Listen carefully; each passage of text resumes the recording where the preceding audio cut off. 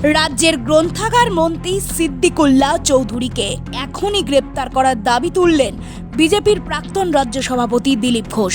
আজ দুর্গাপুরের বিধাননগর সান্টোস ক্লাবের মাঠে মর্নিং ওয়াকে এসে মন্তব্য দিলীপ ঘোষের। তিনি বলেন, সিদ্দিকুল্লাহ চৌধুরীর মতো সাম্প্রদায়িক লোকেদের কাঁধে ভর করে তৃণমূল নেত্রী মমতা বন্দ্যোপাধ্যায় ক্ষমতায় এসেছেন, আর তাই নিরুপায় হয়ে এদেরকে মাথায় করে রেখেছেন। দেশদ্রোহিতার আইনে সিদ্দিকুল্লাহ চৌধুরীকে গ্রেপ্তারের দাবি দিলীপ ঘোষের। এই দিন বিধাননগরের মর্নিং ওয়াকে দুর্গাপুর পশ্চিমের বিজেপি বিধায়ক লক্ষণচন্দ্র ঘড়ুইকে সহ দলের অন্যান্য নেতৃত্ববৃন্দদের অংশ নিয়েছিলেন। আর এখান থেকেই অভিষেক বন্দ্যোপাধ্যায়কেও আক্রমণ করেন দিলীপ ঘোষ। বলেন, অভিষেক তো বলেছিল কপালে নাকি গুলি করতে, আজ ওনার রক্ত ঠান্ডা হয়ে গেছে। দম থাকে তো মুর্শিদাবাদে গিয়ে গুলি করার কথা বলুন। সিংহাসন টলে যাবে, রাস্তায় নেমে আসবে অভিষেক, আর সেই ভয়েই উনি চুপ। দুর্গাপুর থেকে অভিষেককে চ্যালেঞ্জ দিলীপ ঘোষের। রঘুনাথগঞ্জে যা হয়েছে সেখানে 163 ধারা মানে 144 যেটা সেটা জারি করা হয়েছে এবং পুলিশের গাড়ি জ্বালানো হয়েছে, পুলিশ আহত হয়েছে এবং কি বলবেন? দেখুন, রামনবমী উৎসবকে পণ্ড করার জন্য চক্রান্ত চলেছিল। হিন্দুরা খুব ঠান্ডা মাথায় নিজে উৎসব সম্পন্ন করেছে, পুলিশও সহায়তা করেছে, কেউ হিম্মত করতে পারেনি। যেখানে যাই হোক পশ্চিমবাংলায় উৎপাত হয়, কিছু লোক আছে বিশেষ করে বাংলাদেশি অনুপ্রবেশকারী, রোহিঙ্গা, এদেরকে এগিয়ে দেওয়া হয়, ভয়ের পরিবেশ তৈরি করা হয়, চমকানো হয় যে আমরা এই করবো তাই করবো।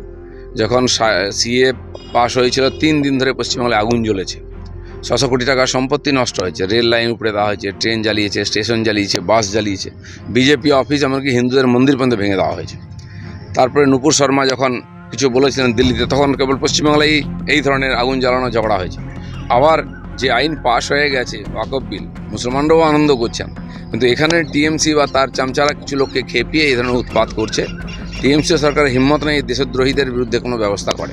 বলছে রাজ্যের একজন মন্ত্রী সিদ্দিকুল্লাহ চৌধুরী, তিনি মন্ত্রগুপ্তির শপথ নিয়েছেন, তারপরে তিনি বলছেন যে আমরা এই আইন মানি না, আমরা এটা মেনে নেব না। সিদ্দিকুল্লাহ চৌধুরীকে তো আফস্পা আইনে কেস দেওয়া উচিত, ভেতরে ঢোকানো উচিত। 1 নম্বরের দেশদ্রোহী একটা সাম্প্রদায়িক লোক। মমতা ব্যানার্জি এই ধরনের লোকেদের ঘাড়ে চড়ে ক্ষমতায় এসেছিল, তার বলার কিছু হিম্মত নেই। একদিন এদের সব হিসাব কিতাব সমান হবে। দিলীপ দা, চাকরি জট কাটাতে অভিজিৎ গঙ্গোপাধ্যায় তিনি মুখ্যমন্ত্রীর সঙ্গে দেখা করবেন, চিঠি দেবেন বলেছেন, এবং শিক্ষামন্ত্রীর সাথেও বৈঠক করবেন। অবশ্যই চেষ্টা করে, সবাই মিলে চেষ্টা করা উচিত। এই যে 18,000 যোগ্য শিক্ষক, যারা সবচেয়ে ভালো স্টুডেন্টরা, বহু লোক গোল্ড মেডেল পেয়েছেন, তার মধ্যে তাদের চাকরি খেয়ে নেওয়া হয়েছে। 8,000 বহু লোকের কাছ থেকে চাকরি টাকা নেওয়া হয়েছে বলে এদের ভবিষ্যৎ অন্ধকারে ফেলেছেন মমতা ব্যানার্জি আর তার পার্টির লোকেরা। সেই জন্য জাস্টিসও জানেন, কেস লড়েছেন জানেন, এবং ইনারা ডকুমেন্ট নিয়ে ঘুরছেন। এই 18,000 লোক যে যোগ্য প্রার্থী, তাদের এমআই যে এমআর যে লিস্ট আছে, ওএমআর সিট, সেটা ওনাদের কাছে আছে। সেটা ভেরিফিকেশন করে আগে ওদের চাকরি দেওয়া হোক, তারপরে যাদের কাছ থেকে টাকা নিয়েছে, যারা নিয়েছে তাদের হিসাব হবে।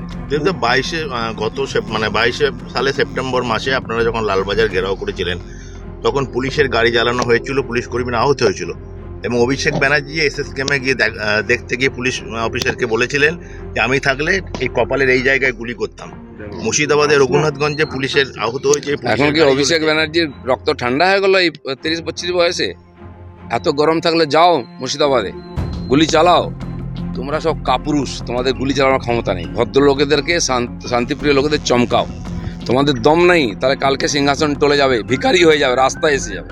সৌগত বন্দ্যোপাধ্যায়কে বলা হচ্ছে, সৌগত রায়কে বলা হচ্ছে যে নারদা চোর, আর সৌগত রায় পাল্টা কল্যাণ ব্যানার্জিকে বলছে যে ব্যর্থ আইনজীবী। আমরা কি বলেছিলাম? পিসি চোর, ভাইপো চোর, টিএমসির সবাই চোর। আমি বলছি না, টিএমসির লোকেরাই বলেছে ওরা সবাই চোর। আমরা তো আগেই বলেছি। তাহলে বললে হবে না, সব বিচার হবে, নাম সবার আসবে, কান টানলেই মাথা আসবে। কান টানাটানি চলছে, মাথা আসবে, সবকে ভেতরে যেতে হবে। এসএসসি থেকে মোড় ঘোরাতে এরকম সাংসদদের কাদা ছড়াছড়ি, কি মোড় ঘোরাতে পারবে না কেউ? এখন বিষ তো মাথায় উঠে গেছে। আরজি করার সময় কমিউনিস্টরা মমতা ব্যানার্জিকে বাঁচাবার জন্য আর ডাক্তারদের আগে করে দিয়ে ঘেঁটে দিয়েছে, কিন্তু মানুষের মনের মধ্যে সে ক্ষোভটা আছে, এখন সে কেসও বেঁচে আছে। আর এই যে জঘন্য অপরাধ, এত বড় লুট হয়েছে, পশ্চিমবাংলার প্রতি ধোঁকা করেছে টিএমসি এবং মমতা ব্যানার্জি, এরও হিসাব তাদেরকে দিতে হবে। গতকাল ঠাকুরপুকুরে মত্ত অবস্থায় একজন পরিচালক একজনকে চাপা দিয়ে মেরে দেয় এবং সেখানেও আরজি করের ঘটনার পর যেমন সেটেলমেন্ট, সেখানেও পুলিশ সেটেলমেন্টের ব্যবস্থা করেছিল। কি বলবেন যে এর আগে ময়দানে চাপা দিয়েছিল একজন নেতার ছেলে, নাকি চামচা, তাকে বাঁচানো হয়েছে। ধর্ষণ কেস যেটা পার্কশিটে হয়েছিল, সেটাকেও বাঁচানো হয়েছে।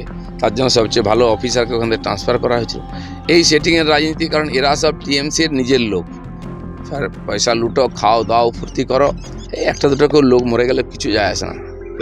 ওয়াকফ বোর্ডে যেটা বলা হয়েছে যে উচ্চবর্ণের যারা মুসলিম তারা সেই সব সম্পত্তি দখল করে রেখেছিল, এবং এইটা আইন পাশ হওয়ার পর যারা নিচু বর্ণের মুসলিম এবং যারা বিশেষ করে মহিলা, অত্যাচারিত মহিলা যারা তারা সুবিধা পাবে।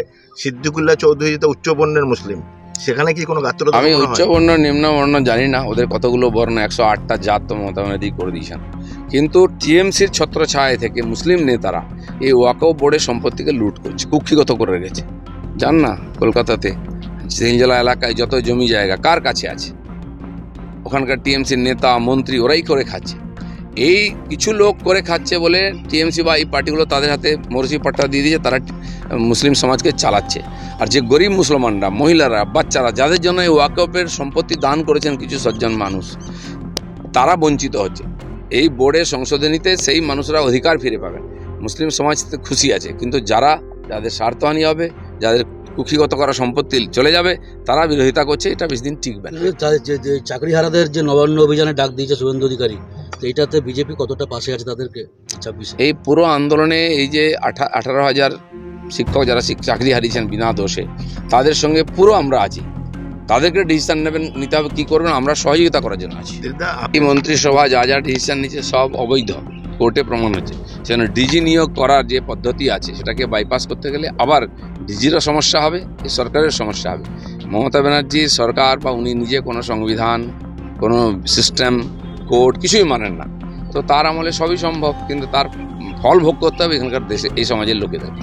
আচ্ছা, ভোট ব্যাংকের রাজনীতির লক্ষ্যে ওয়াকফ বোর্ড নিয়ে যে ইন্ডিয়া জোটের যে বক্তব্য, তাতেই নাকি সমস্ত বিভ্রান্তি ছড়াচ্ছে, তাতেই ইন্ডিয়া জোট কোথায় সেটা খুঁজে বার করুন।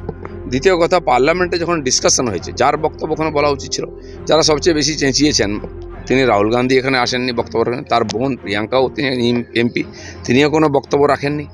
বাকি খোকাবাবু যে আছেন এখানকার উত্তরপ্রদেশে, অখিলেশ বাবু, তিনি কি ভাষণ রেখেছেন? উত্তরপ্রদেশের গল্প বলেছেন, যোগী নিয়ে কথা বলেছেন। আরে ওয়াকফ বোর্ড কোথায়? যদি তোমার কাছে যুক্তি তর্ক আছে বলা উচিত ছিল। সব টাইটাই ফিস, এখন কিচ্ছু নাই, ওয়াকফ বোর্ড হয়ে গেছে, আরও অনেক কিছু হবে। ওরা অশান্তিই করতে পারে, আর কিচ্ছু করতে পারে না, কোনো কাজ করতে পারবে না। যে কটা সরকার বিরোধীতে আছে, দেখুন 1-2 বছরের মধ্যে মোটামুটি জলাঞ্জলি যাবে।